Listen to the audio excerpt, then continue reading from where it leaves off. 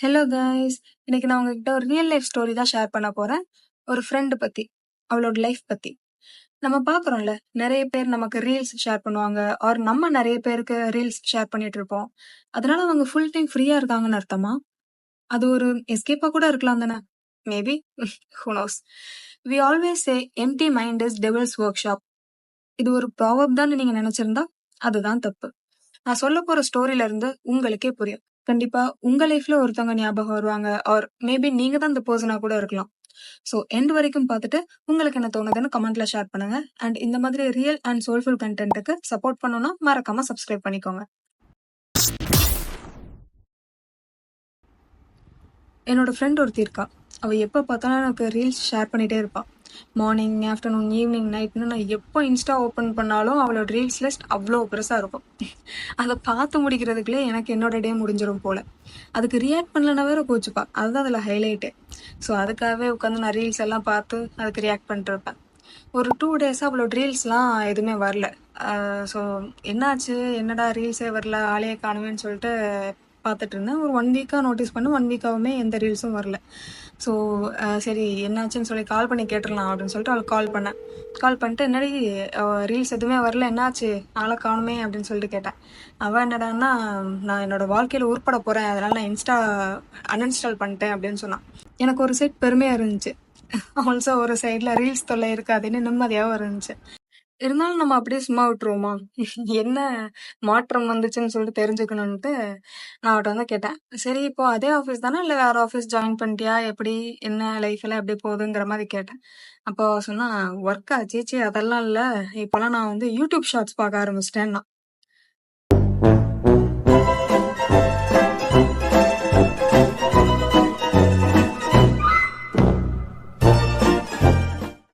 சரிதான். இது திருந்தாத கேஸ் தான் போலயேன்ட்டு அந்த ஷாக்லயே நான் அப்படியே விட்டேன். ஏன்னா இன்னும் கொஞ்ச நேரம் பேசினேன்னு வைங்களேன், யூடியூப் ஷார்ட்ஸும் வாட்ஸ்அப்ல அனுப்புறேன்னு ஸ்டார்ட் பண்ணிருவா போல. அப்புறம் இதே பேட்டர்ன் வந்து ஒரு வீக்லி ஒன்ஸ் ரிப்பீட் ஆச்சு. லைக் அவ வந்து ரீல்ஸ் 1 வீக் இருக்கும், அடுத்த 1 வீக் வந்து இருக்காது. ஏன்னா அவ கண்டிப்பா இன்ஸ்டா போர் அடிச்சிருக்கும், யூடியூப் ஷார்ட்ஸுக்கு ஓடிருப்பா.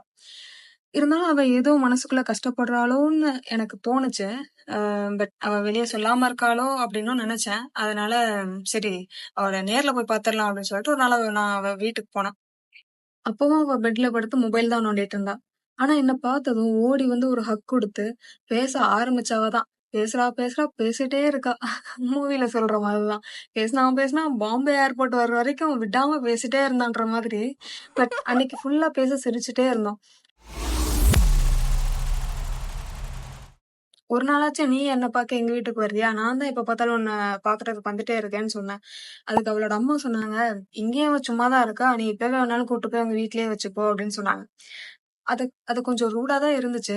அப்போ டக்குனு அவளோட ஃபேஸ பார்த்தேன். அவளோட ஃபேஸ்ல அந்த ஒரு சிரிப்பு குறைஞ்சத நான் ஃபீல் பண்ணேன். அதுக்கப்புறம் அவளோட அந்த எக்ஸைட்மென்ட் குறைஞ்சுட்டு, தொணன்னு பேசுறது ஸ்டாப் ஆயிட்டு.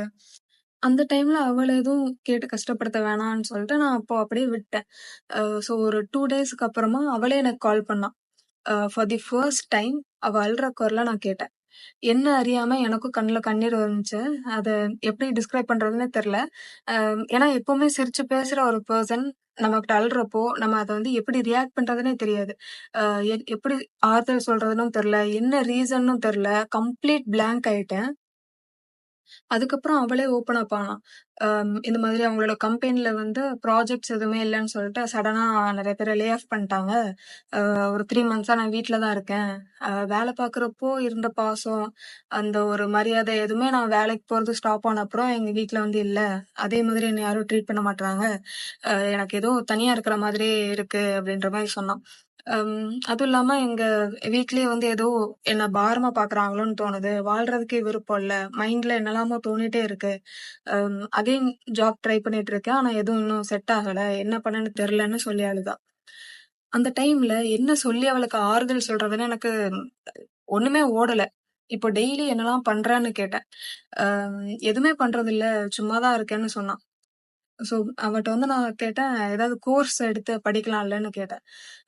அதுக்கெல்லாம் இன்ட்ரெஸ்ட்டே வரமாட்டேங்குது. மைண்ட் ரொம்ப எம்ப்டியா இருக்குன்னு சொன்னா. இதுதான் இங்க பல பேரோட பிரச்சனையே. மைண்ட எம்ப்டியா வச்சுக்கிறது. எம்ப்டியா இருக்கிற பாட்டில்ல நம்ம என்ன வேணா ஃபில் பண்ணிக்கலாம். நம்ம இஷ்டத்துக்கு.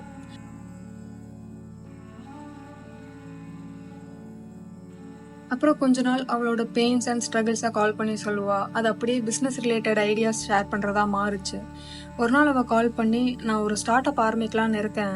லோகோ, கம்பெனி நேம், பிஸ்னஸ் மாடல்லாம் யோசிச்சு டாக்குமெண்ட் பண்ணிட்டு இருக்கேன். நான் உனக்கு ஃப்ரீயாக இருக்கிறப்போ கால் பண்ணுறேன் அப்படின்னு சொல்லிட்டு சொன்னான். அது கேட்குறப்போ அவ்வளோ ஹாப்பியாக இருந்துச்சு. அண்ட் 3 months லேட்டர் அவளோட ஓன் கம்பெனியை ஸ்டார்ட் பண்ணா. அவளோட ஃபுல் ஃபோக்கஸும் அந்த கம்பெனியை எப்படி சக்ஸஸ்ஃபுல்லாக ரன் பண்ணுறதுன்னு மட்டும்தான் இருந்தது. அதுக்கப்புறம் அவளோட ரீல்ஸே வரலன்னா பார்த்துக்கோங்களேன்.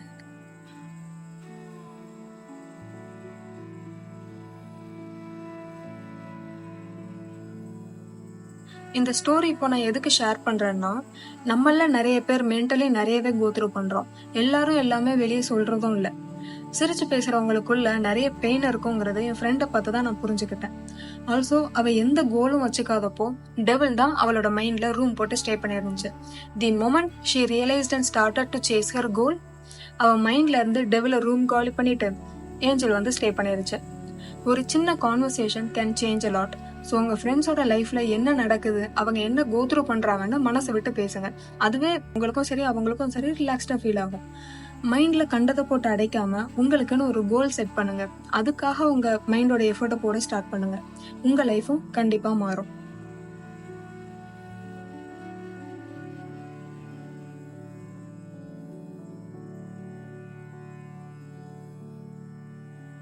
உங்களுக்கும் அடிக்கடி ரீல்ஸ் அனுப்புற ஃப்ரெண்ட்ஸ் இருக்காங்கன்னா உடனே உங்களுக்கு கால் பண்ணி நீ ஓகேயான்னு கேளுங்க.